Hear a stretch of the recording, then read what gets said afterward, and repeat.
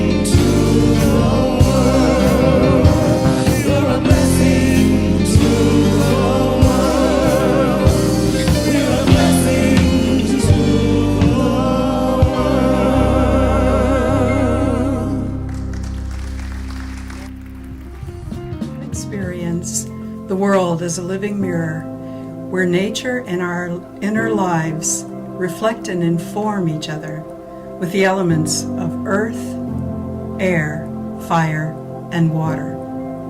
Indeed, ancient traditions from Ayurveda to shamanic to traditional Chinese medicine are founded upon the premise of whole health as being the restoration of harmony of these elements within us.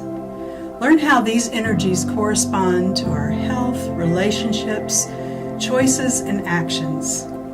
Hi, I'm Jackie Cole, and I'm excited to share wisdom that I've learned from decades of practicing energy medicine from many traditions with you in this talk, Elemental Energy Medicine, Earth, Air, Fire, and Water, and you.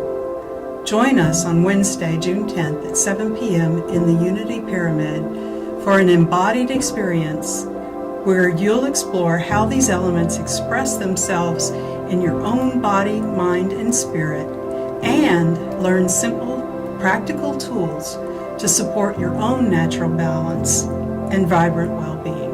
Hope to see you there.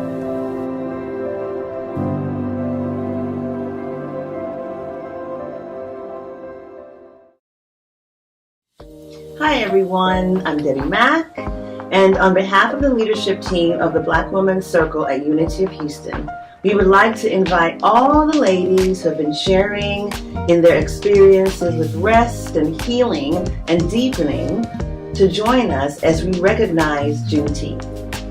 On Sunday, June 14th, after the service, we will be hosting a Juneteenth social to honor emancipation, freedom, reflection, and joy. We will acknowledge our wisdom keepers within our Unity community. And because of the work that is embraced within the Black Women's Circle, one of our initiatives is to give back to our community. So it is our joy to invite our entire Unity community to celebrate with us.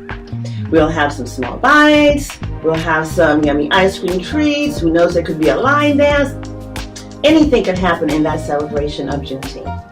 So we look forward to celebrating with each other, and we are so excited to see you there on June 14th. Thank you, Debbie. She is our ministerial candidate. I think she's graduating this year. I'm so excited about that. So that is next Sunday. We love to have a party here at Unity of Houston. I think we're the only church I know that has our own dance floor. Can you not hear me?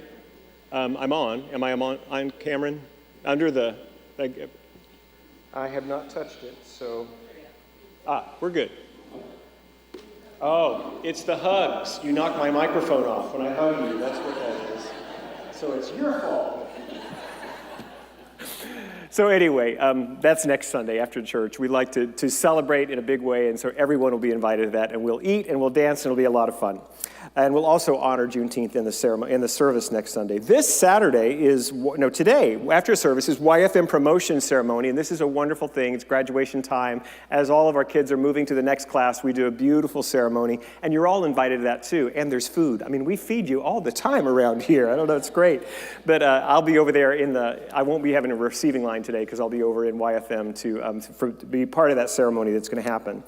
Youth and Family Ministry is also having Splash Day this week. This is just it's going to be hot because it's Houston and it's June. You know that. This is a great way to bring your kiddos to come and just enjoy the water, and we'll have food again, always food.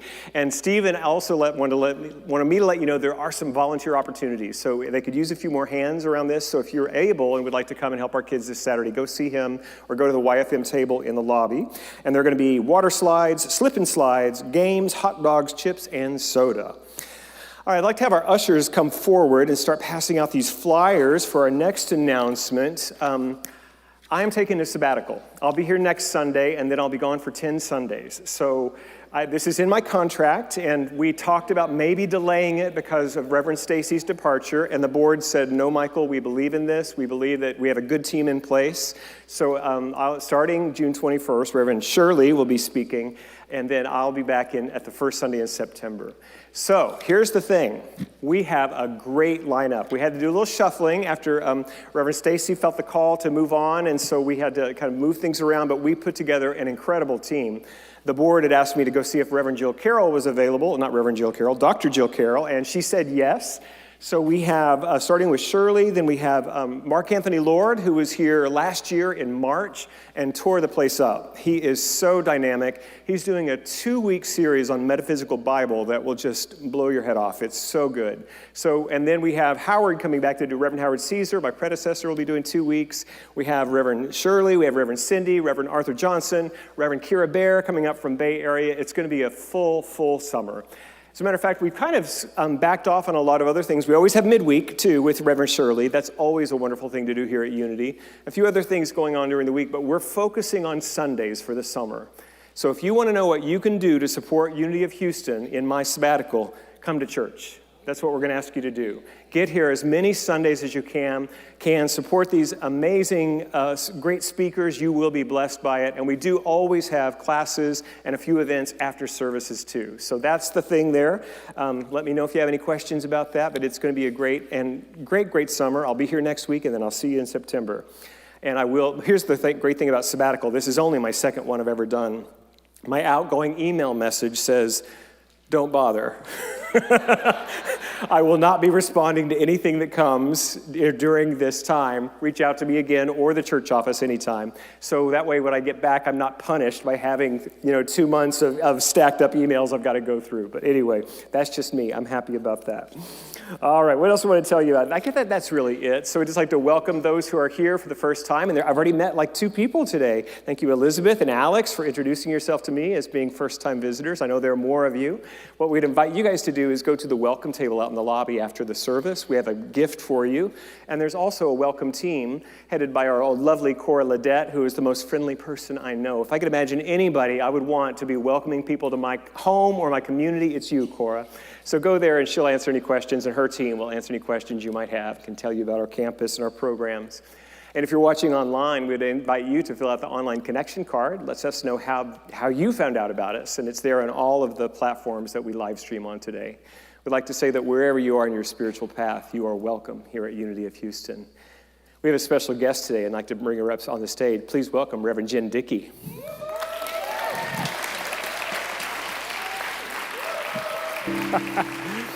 So we have not hired Jen Dickey, but Jen is now the associate minister at Unity of Davis, California, which is a predominantly online community.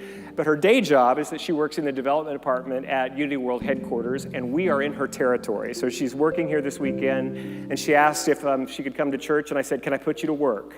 And so we're going to have... Some things don't change. So after Julia sings us into the meditation, Jen is going to lead our meditation this morning.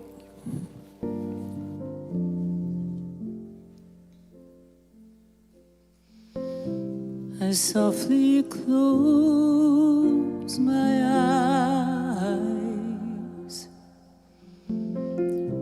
letting go of everything, and in this sacred silence, you have come to me. This is the path I've chosen. It's like I've always known. This road will lead me home.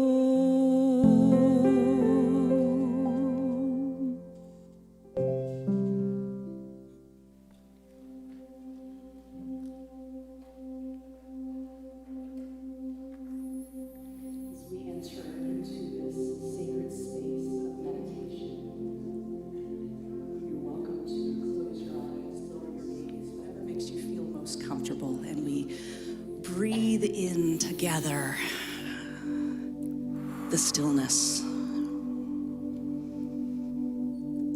the recognition that there is one power, one presence, all God, all good.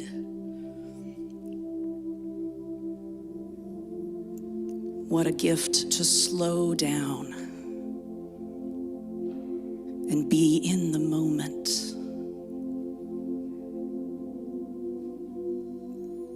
Feeling yourself supported by your seat here in the sanctuary or at home. And take a slow and deep breath.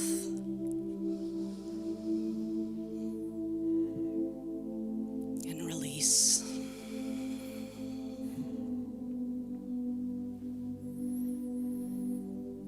All that we need is to be right here in this now moment. So we surrender our thoughts, we surrender our to-dos, and we be here now.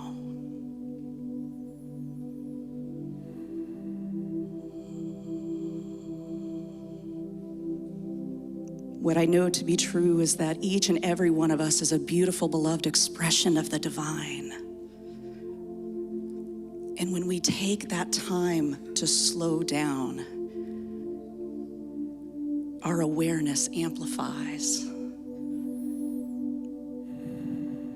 And we feel it and embody it and shine.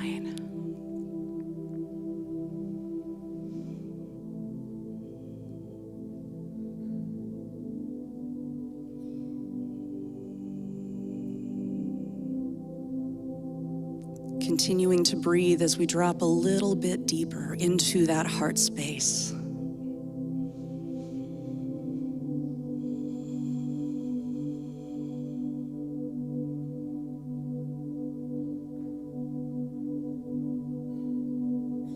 And we allow ourselves to simply breathe as our bodies do.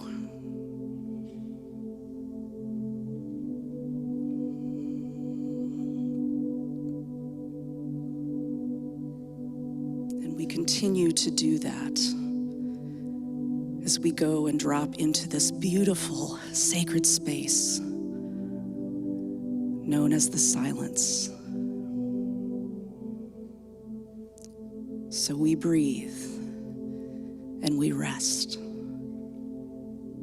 now in the silence.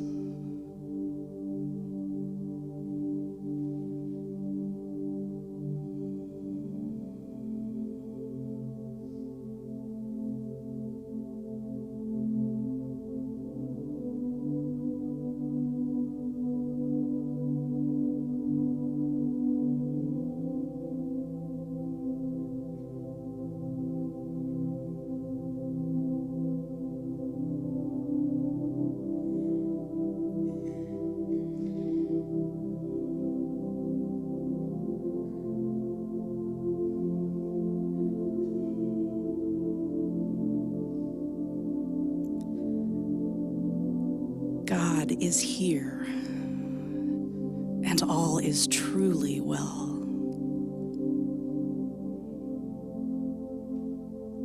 Together we breathe in that truth, that knowing. We feel ourselves revitalized, rejuvenated, and centered and ready for what is ours, to receive, to give, and to be.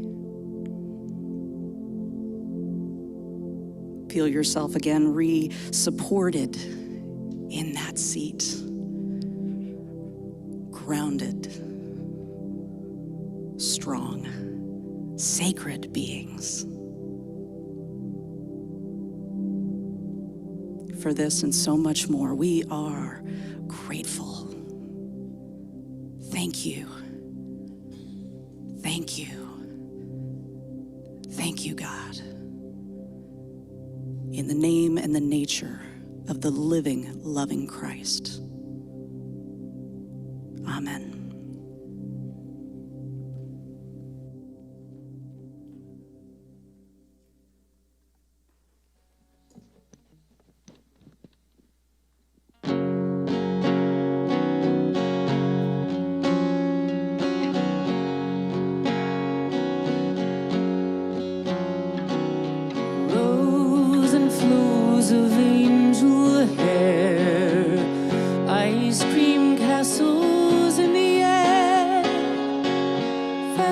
the canyons everywhere.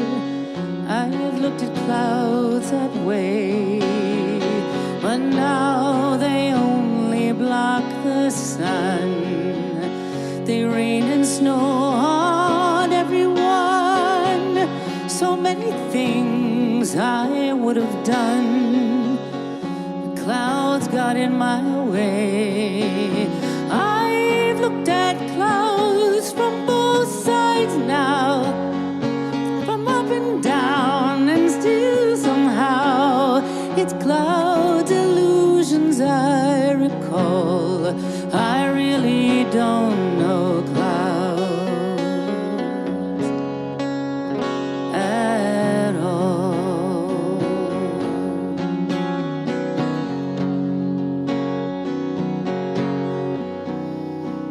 Moons and Junes and Ferris wheels, the dizzy dancing way you feel when every fairy tale comes real. I've looked at love that way, but now it's just another show. You leave them laughing as you go, and if you care, don't let it show. Don't give yourself away. I've looked at love from both sides now, from give and take, and still somehow it's love's illusions I recall. I really don't know love at all.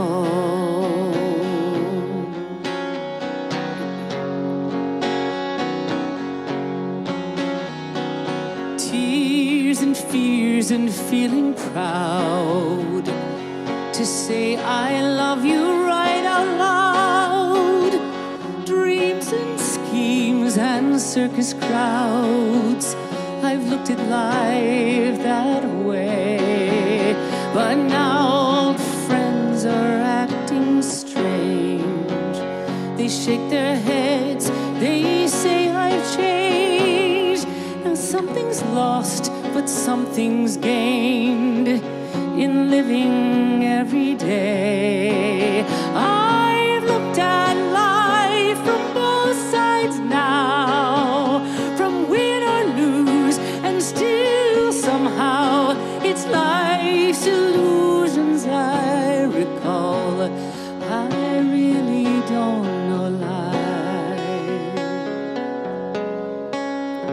at all.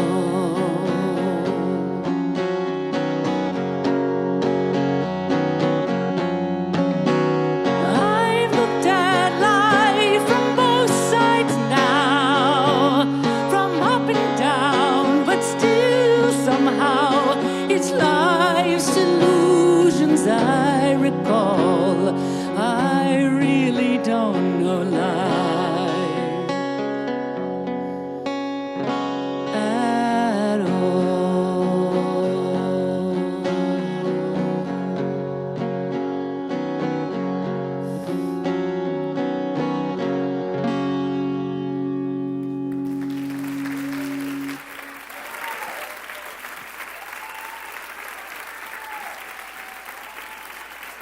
Edward, thank you, Julia.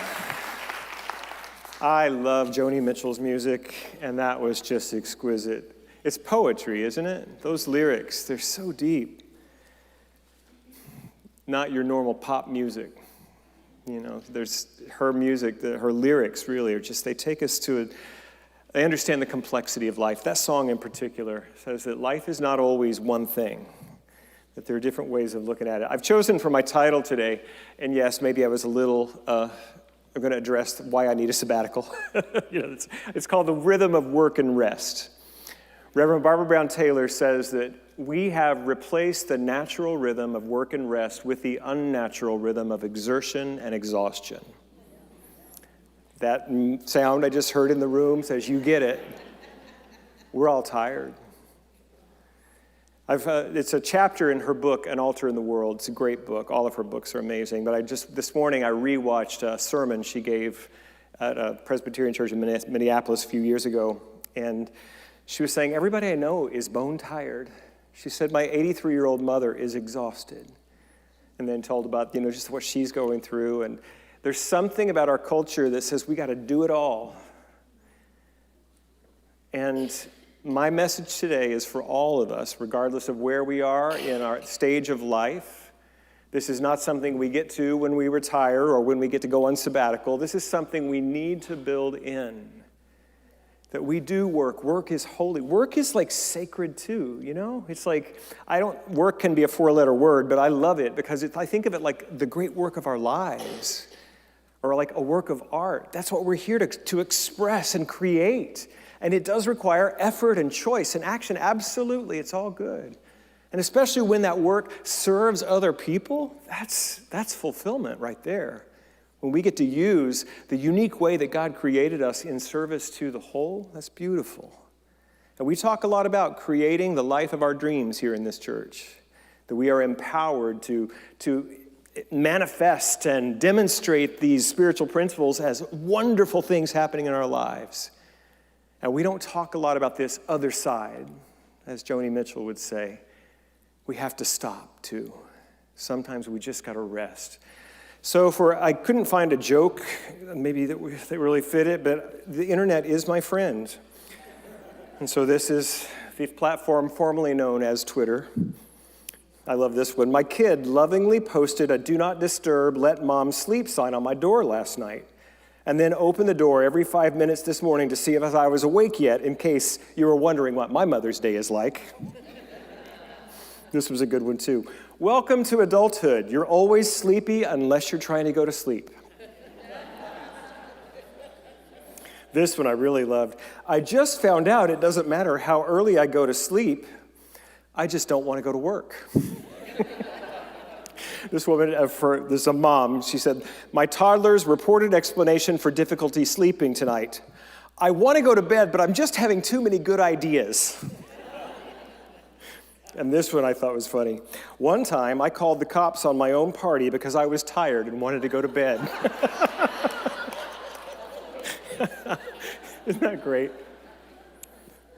Sometimes we need to call the cops on our own party so we can get some rest. In the Hebrew Scriptures, what those of us who grew up in the Christian tradition, we would call the Old Testament, but the more accurate description is the Hebrew Scriptures. It is the Bible for the Jewish people. In the creation story, can you remember what the first thing that God said was holy? Anybody know? No, light? No, God said that was good. For the first 6 days of creation, God created the heavens and the earth and all the creatures and just filled it all up. And at the end of every day said, and it was good. But on the seventh day, rest. The divine rested and said, this day is holy. So the first thing in the Jewish and Christian tradition that was ever called holy was not a person, not a place, not a practice. It was a time, a day. Remember the Sabbath, to keep it holy, to keep it holy. Reverend Dr. Barbara Brown Taylor was talking about this in a different talk I saw about this topic, that on the Q&A, she was like, somebody asked her, well, how can we get this message out there that this is important, that we rest? And she said, it's one of the 10 commandments. I don't know how much more we can do to tell people this is important. It's like one of the top 10, right? Holiness. That word is weird for some of us, because we think about, the kind of set apart, like, the Holy Father in Catholicism, this person who is supposedly sinless and blameless, and most of us aren't that, are we? Most of us, we're human. We make a lot of mistakes. It has the same root from I think it's from Latin, that says it's wholeness. And that's a word that I actually prefer, because my understanding of reality is that there's only one thing ever happening, and it is the life of God. The only thing that is ever occurring is the life of God. In the book of Acts, it says, and in him we live and move and have our being. We are participating in this life of God. Are you going to tell me that the life of God is not whole and complete? And we, created in the image and likeness of this divine one, are part of that divine one, and wholeness is our nature. And I don't know how all this works, but somewhere we got the idea that we're going to be human. We signed up for this thing that we call human incarnation, and here we are. And here, in this time, space, and form realm, there are contrasts. In the undifferentiated, pure potentiality of the one, of spirit, it is all God all the time, and there's no time. It's beyond time and space. God doesn't live in time and space. Space and time live in God. And in our truest nature, we are one with that infinite power. But here, we got clocks. We have both hot and cold. We have up and down. And so many spiritual traditions and teachers say we come here to discover God from both sides. And the word that I'm going to introduce into our conversation today is now balance. Do you know what it's like to be out of balance in your life? You don't have to raise your hand if that's you right now.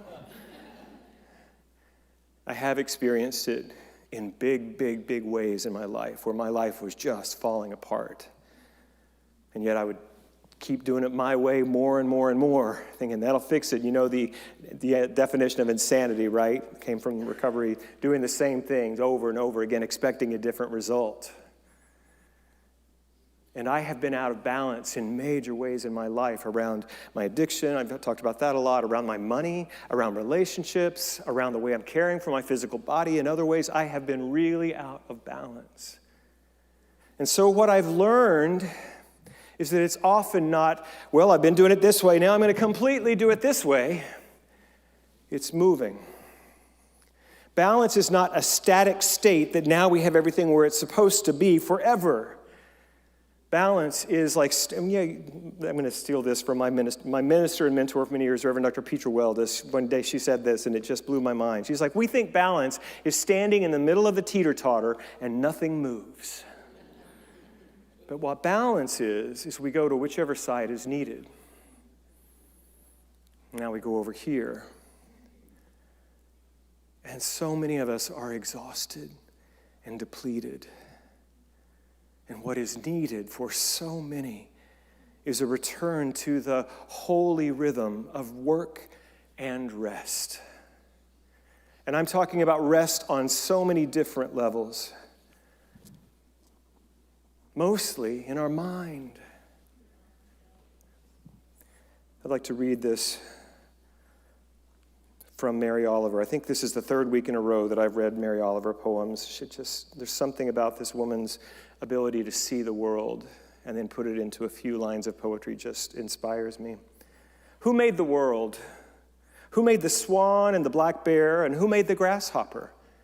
This grasshopper, I mean, the one who flung herself out of the grass, the one who is eating sugar out of my hand, who is moving her jaws back and forth instead of up and down, who is gazing around with her enormous and complicated eyes. Now she lifts her pale forearms and thoroughly washes her face. Now she snaps her wings open and floats away. I don't know exactly what a prayer is. I do know how to pay attention. How to fall down into the grass, how to kneel down in the grass, how to be idle and blessed, how to stroll through the fields, which is what I have been doing all day. Tell me, what else should I have done? Doesn't everything die at last and too soon? Tell me, what do you plan to do with your one wild and precious life? Do you feel her presence? Now, she takes her pale forearms and washes her face. Now, her wings pop open and she moves. Do you imagine how, and I have no doubt that that moment happened in Mary's life. She would take a notepad, she would get up very early every morning. She passed away a few years ago. And she would have her breakfast and her coffee, and she would just go wander. She lived out in a rural area, I think in western New York, I'm not sure, somewhere in the Northeast. And she would just be with what was arising in the natural world and how it felt in her. And then she would deliver it into these beautiful words.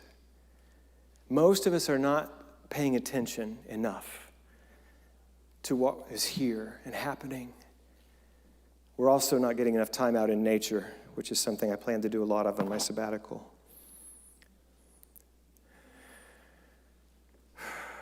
There's so much to remember to live a life based on a spiritual idea and spiritual principles and practices, and we forget, which is why we're here on 11 o'clock on a Sunday morning and at 7 o'clock on a Saturday night. We come together in community so we can be reminded of how we want to try to live our lives more spiritually. So last week I mentioned one of our value statements, and I thought we haven't done this in a while in a Sunday service, so I'm going to ask Emma if she would bring those up now. And these are our words that we try to live by, and you notice that it starts with the words, in community. So if you would, read our purpose statement with me. In community, we nurture and empower each other, transforming our lives that we may serve the world. That's why we're here. For 107 years, we've been doing this together, nurturing, empowering each other, healing our lives, transforming our lives so that we can serve. And we have 3 values: being, becoming, and belonging. Let's start with being. We live from our oneness with God and each other, experiencing abundance and connection with all life. And becoming, this is the one I shared last week. Through spiritual practice and through grace, we heal and grow, revealing the Christ within. And the Christ is not just Jesus' last name. It's not Jesus' last name. It is the mind that knows its oneness with the Heavenly Father, Mother. It is that the Christos, the one that knows the one, and it's in all of us. And the more we do this work of practice and just accepting the grace of God as it shows up, we do heal and grow, and we reveal more of who we are. And then our last one is belonging. Together, we create a spiritual home for all people, knowing that we are one body and that we belong to each other. Andre DeShields is nominated for a Tony tonight. He's 50 years he's been acting on Broadway. He won his first Tony, I think, 13 years ago, and I think he's 81, and he's nominated for his second Tony for the new production of Cats, Jellicle Ball. And he's getting a lot of attention because he's a wisdom keeper. I love that phrase from our Black Women's Circle. And he said this week, or a couple of weeks ago, and then I heard an interview about this quote. But this was his quote. He says, "Slowly is the fastest way to get where you want to be." Isn't that good? Just repeat after me. Slowly is the fastest way to get where you want to be. To get where you want to be. Yeah. And he was saying that a lot of people have misunderstood him. He said, I'm from New York City. And what they heard was, how did he put it? Slowly is the quickest way to get where you want to go. And he said, that's not what I said. The word fast has a different meaning, an older meaning. Standing fast, being present. And we can't do that if we're running. So we move slowly. And it's not to get where you want to get where you want to be in the expression of who you are. And so if we can install this software of work and rest in its proper rhythm, we're actually going to get to where we want to be in the fastest, most secure way. There's an African proverb. It says, to go fast, go alone. To go together, to go far, go together. Which is why we do this together in community.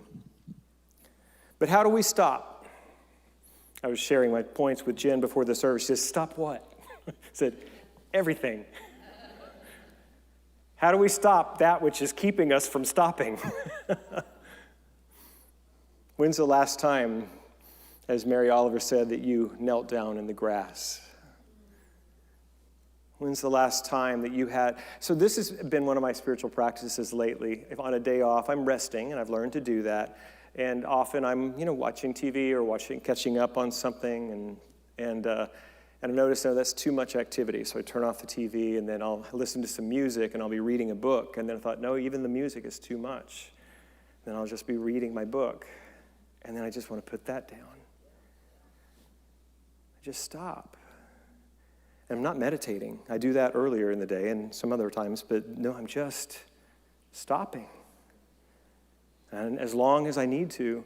Reverend Karen Tudor, who used to be our senior associate minister, she described a practice when she would go on retreat, that she would find the place that was calling to her first. And there's a retreat center here, a convent here in Houston, and she would go, and most of the time it was the hammock. I would go to the hammock. She said I would lie there, and I could feel my impulse to get up and do something else. And she said, no, I'm going to lie here until I feel the next place calling to me. How often do we do that? How often do we just stay stopped long enough to see what wants to happen next? Elizabeth Gilbert's definition of magic is what wants to happen next. But to feel it, to intuit that which wants to be revealed next, you've got to be stopped. And most of us are go, go, go, go, go in our lives.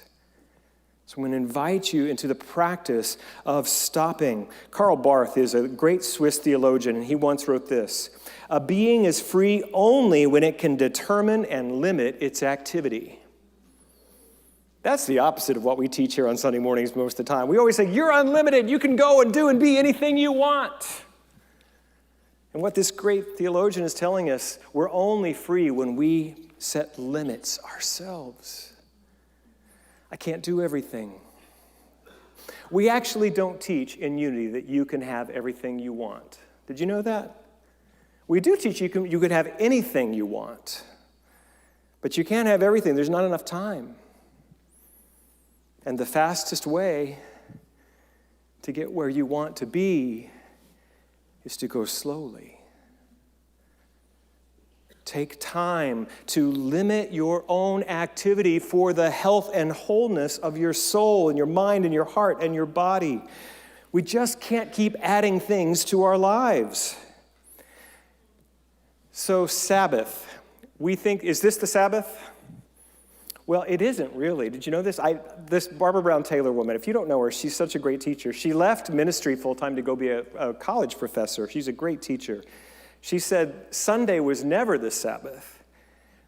There was in the very beginnings of Christianity, when people, after Jesus' earthly ministry, they began to gather and teach and become something new. There's all this energy, and it was growing and growing. It was a Jewish sect in the beginning. And if you read the letters in the New Testament, you'll see there was a great battle.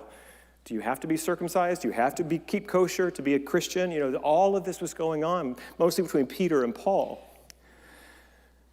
But it was Jewish. And the Saturday is the Sabbath, actually from Friday sunset until Saturday sunset. That's the Sabbath. But because the tradition was that Jesus' resurrection happened on a Sunday, it became the Lord's Day. It was the day the community gathered to talk about what all this means, all these wonderful teachings of Jesus. And then as Barbara Brown Taylor, they had a really awful and extended divorce. Judaism and Christianity. Not on friendly terms. And so most Christians think of Sunday as our Sabbath, but we don't practice Sabbath. Not in the way that the Jewish tradition is. Now, when I first moved to Texas, you couldn't buy beer on Sunday. And this was an important learning in my life at that time. The malls were closed on Sunday. Do you remember that? They had these blue laws. The idea of having a soccer tournament on a Sunday morning for your kids was unheard of. We don't practice Sabbath in this culture.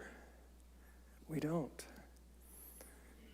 So I know it's hard to create a weekly day of no work. That is what Sabbath actually means. 25 hours, actually, in the Jewish tradition. No work. If you go into New York, there are apartment buildings where there are Orthodox Jews living there, that the elevators just stop on every floor for 25 hours because pushing a button in the elevator would be considered work. It's true. It still happens. But you've got to make Sabbath. I'm going to offer a couple suggestions. I'm going to offer one that is that you begin to take a Sabbath from technology. Lock the doors. They're trying to leave. Okay. Yeah. And it doesn't have to be a whole day. Try an hour where you don't pick up your phone. Try 2 hours where you don't connect to anything on the internet. Maybe it's screens. Maybe it's turning off the TV and the phone and the iPad and the computer for an hour. Try it. Take some Sabbath from that. Okay, I remember I was in Hobby Airport a few years ago now, but I just all of a sudden was present and saw that every single person from the 4-year-old to the 90-year-old were doing this. It's like, how did that happen? How did that happen? They used to have magazines in doctors' waiting room because you got to do something, so I'll read a 4-year-old magazine. But now what are we all doing?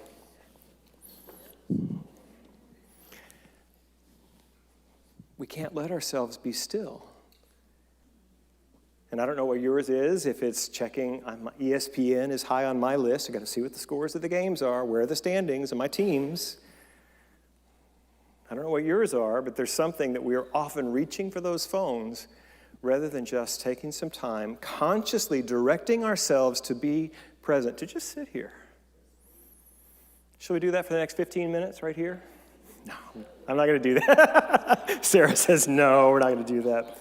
But I'm going to encourage you to consider taking sabbatical from screens or from technology. I'm going to invite you to take sabbatical from people. Take time in solitude. And I'm going to also invite you to take sabbatical from solitude and take time with people, consciously coming together with people. Since COVID, I don't remember who the Surgeon General of the United States was at that time, but he said we're experiencing an epidemic of loneliness because of our devices, because we are so isolated.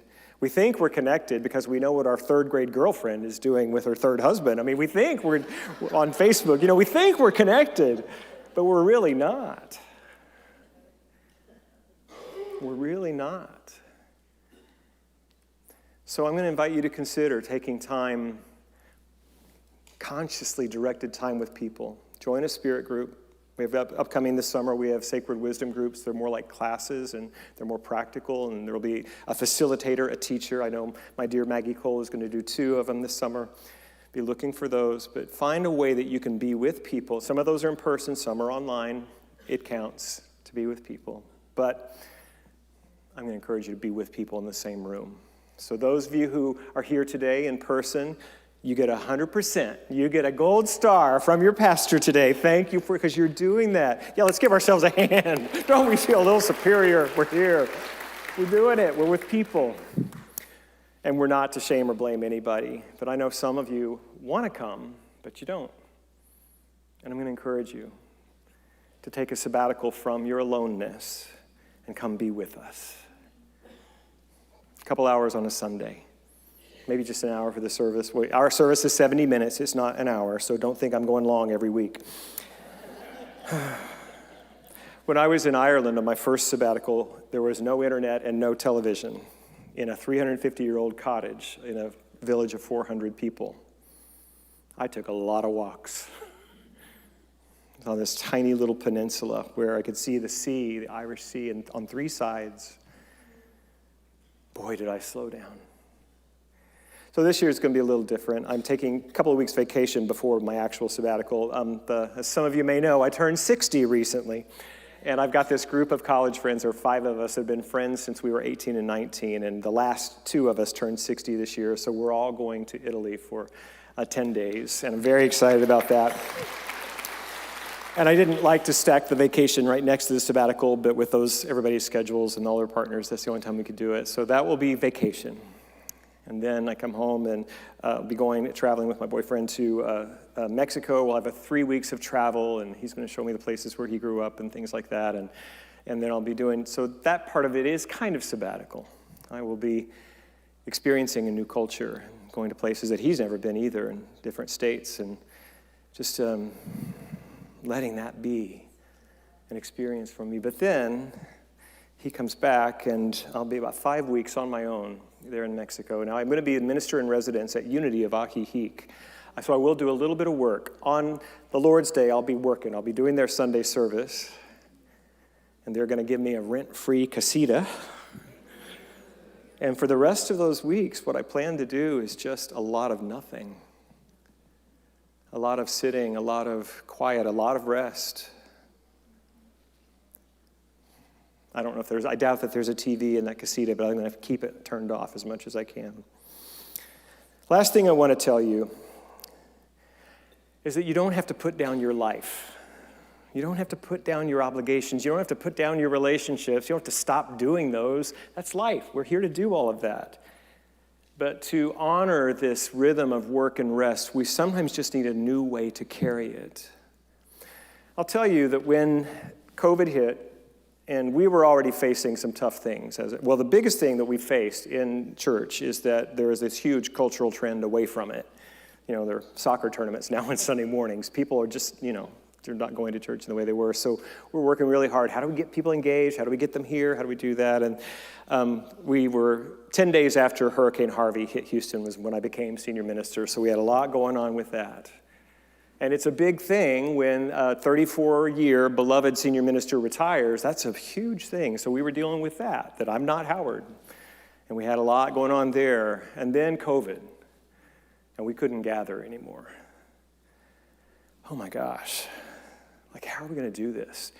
And I have an overly developed sense of responsibility and sometimes importance in this role. But not before this role. I brought it to the role. That I think, I got to do this. I got to be the one. And I've shared so many times that the learning in this position has been to realize we're doing this.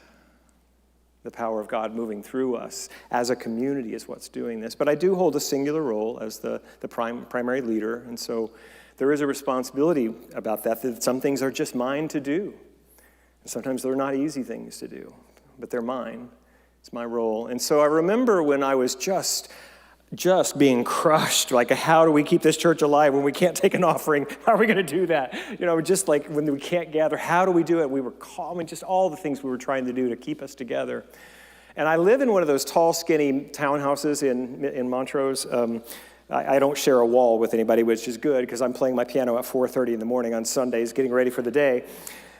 But it's a lot of stairs. It's on 4 levels, four levels of stairs in my house.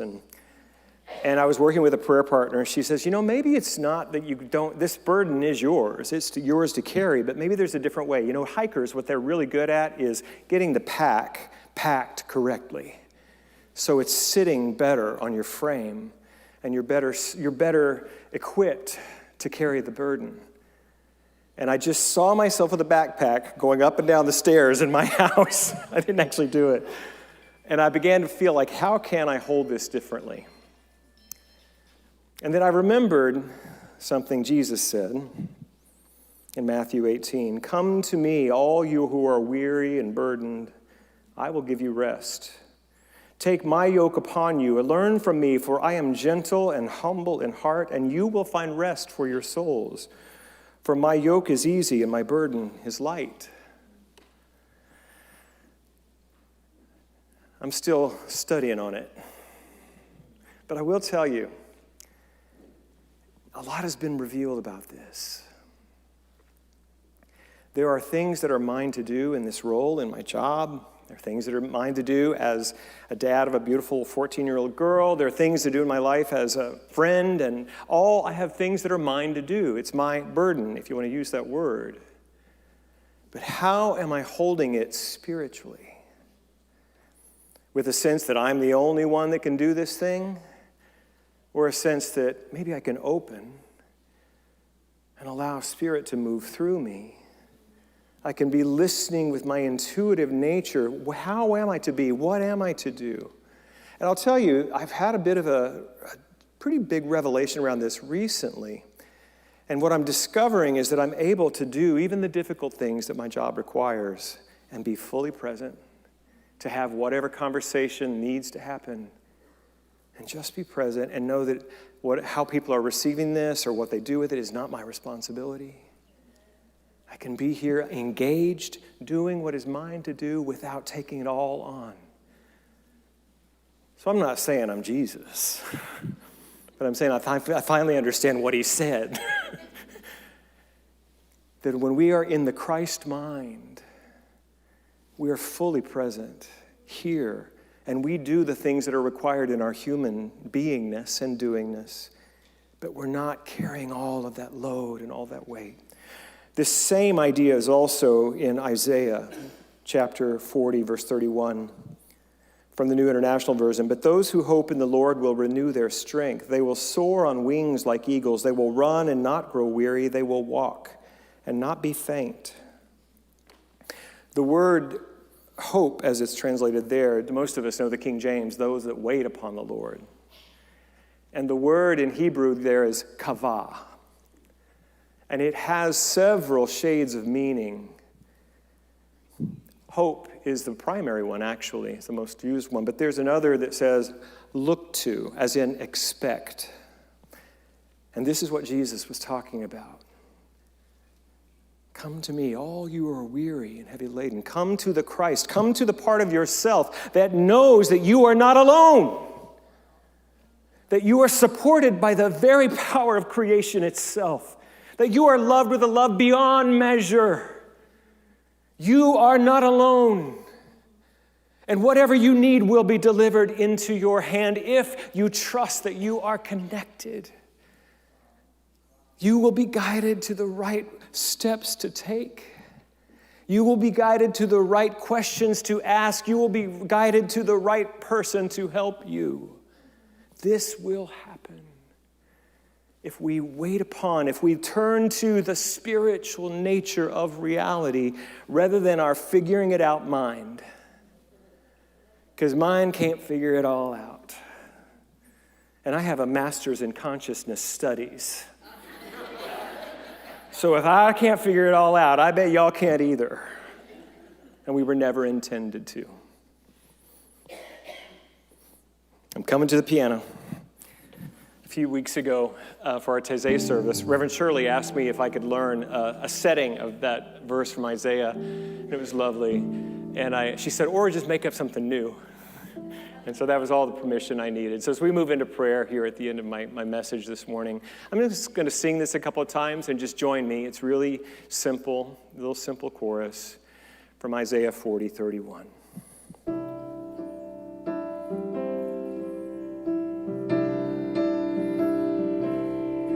They that wait upon the Lord shall renew their strength. They shall mount up with wings as eagles. They shall run and not grow weary. They shall walk and not faint. Teach me, Lord, teach me to wait. Sing it with me when you can. They that wait upon the Lord shall renew their strength. They shall mount up with wings as eagles. They shall run and not grow weary. They shall run and not faint. Teach me, Lord, teach me to wait. They that wait upon the Lord, they that wait upon the Lord shall renew their strength. They shall mount up with wings as eagles. They shall run and not be weary. They shall run and not be weary. They shall walk and not faint. Teach me, Lord, teach me to wait. invite you to turn within. Teach me, Spirit. Teach me life. Teach me love. To stop. To be here. To be present. To open to this deeper reality than that which I can see and point to and name.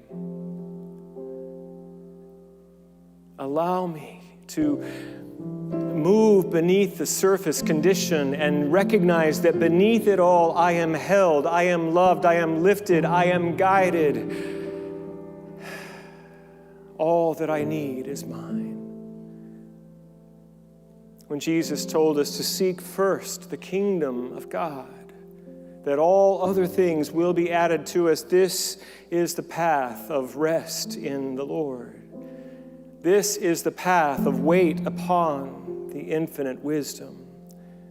And so in this moment, I trust that we are all being guided and we are willing to step into this openness, this waiting, this looking to a higher reality for our good. And so no matter what is happening in the circumstances of our lives, there is a deeper truth for each one of us today. That whatever it is that we are carrying, whatever it is that we are struggling with, there is a way through this. A way is provided for us. All we have to do is to open, to let go of trying to figure it all out and trust God, trust Spirit, trust the divine within us to carry us, to lift us, to guide us. And so we stop and we listen for this voice. We are willing to change our way of thinking. We are willing to change our behaviors. We are willing to be different so that something different can come through us now for our wholeness, for our healing, for the healing of all of us. So this is now occurring in this moment, and I accept that it is so. Amen. They that wait upon the Lord shall renew their strength. They shall mount up with wings as eagles. They shall run and not grow weary. They shall walk and not faint. Teach me, Lord, teach me to wait. Teach me, Lord, teach me to wait. I love you all. Thank you.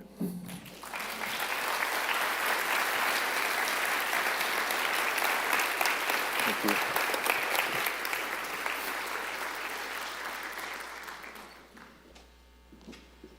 This is a space of spiritual refreshment, and thank you for that reminder of how to be harmonious in our lives. And thank you, Reverend Jen, for that beautiful meditation. She's an example of how we grow people here at Unity of Houston. She was a congregant, then she became our digital media specialist. She went to ministerial school, and now she works for Unity Worldwide. So thank you. It's great to have you back.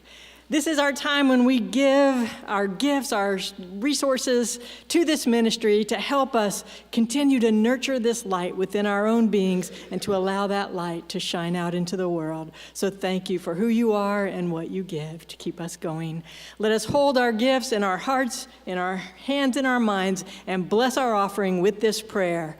Divine love, through me, blesses and multiplies all the good I am and have, all the good I give and receive, and so it is.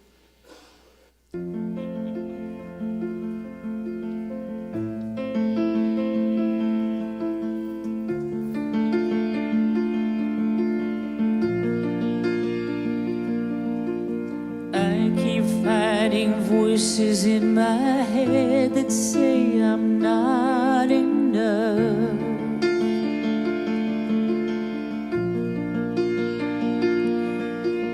Every single lie that tells me I will never measure up.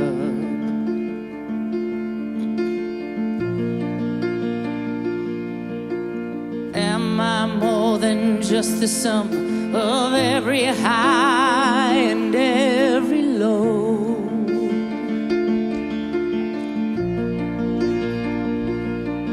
Remind me once again just who I am, because I need to know.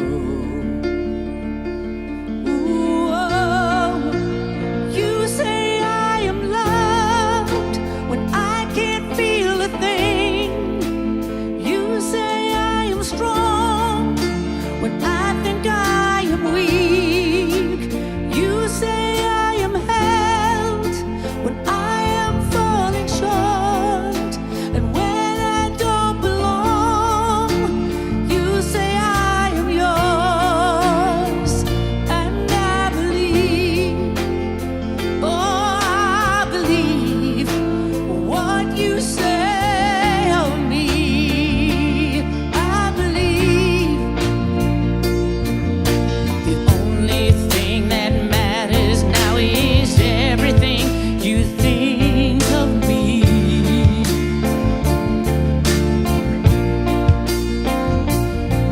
In you I have my worth, in you I have my identity. Ooh, oh, you say I am loved when I can't feel a thing. You say I am held when I am wandering. You say I am strong when I feel I am weak. And when I don't belong, you are here with me.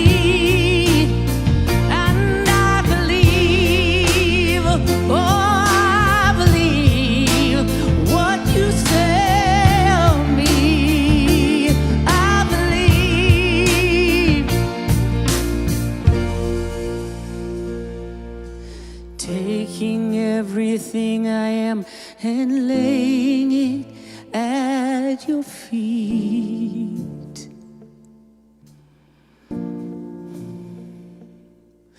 You have every failure, God.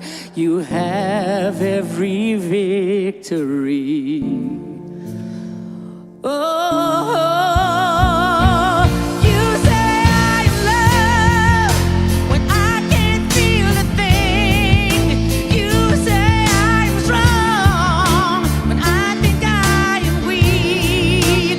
You say I am held when I am falling short.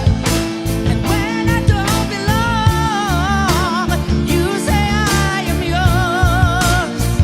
And I believe, oh, I believe what you say of me. I believe when I can't feel a thing.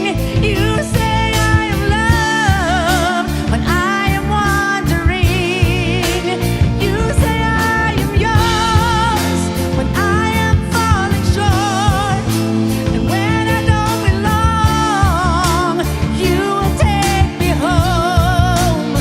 And I believe, oh, I believe what you say of me.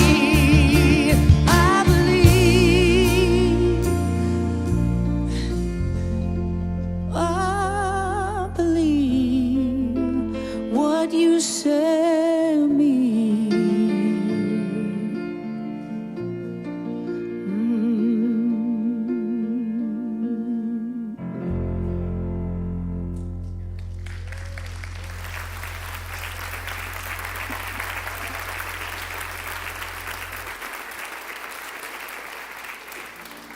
Ooh, thank you, Julia. Father's Day is coming up. We invite you to submit a photo of your father for our video tribute that we'll show in the Sunday service. To do that, access our website, unityhouston.org, scroll down to the helpful link section, look for the one that says Submit Father's Day Photo, click on that and just follow the prompts. We'll get your photo and we'll include it in our video tribute. Wednesday is Elemental Energy with Jackie Cole in the Pyramid at 7 p.m. That's a great community and a way to have experiences of our spiritual practices. And remember, after the service today, we have our YFM promotion ceremony in Wallet Hall, the education building. And also, you're invited to our bookstore gathering place. Just meet some nice people and browse. And everything, all of our announcements are on our homepage, unityhouston.org. And now rise in body or spirit for our peace song. And our Unity Prayer partners will be down front to pray with you if you desire someone to help you anchor what you're learning here. And let's sing our peace song and to close our service.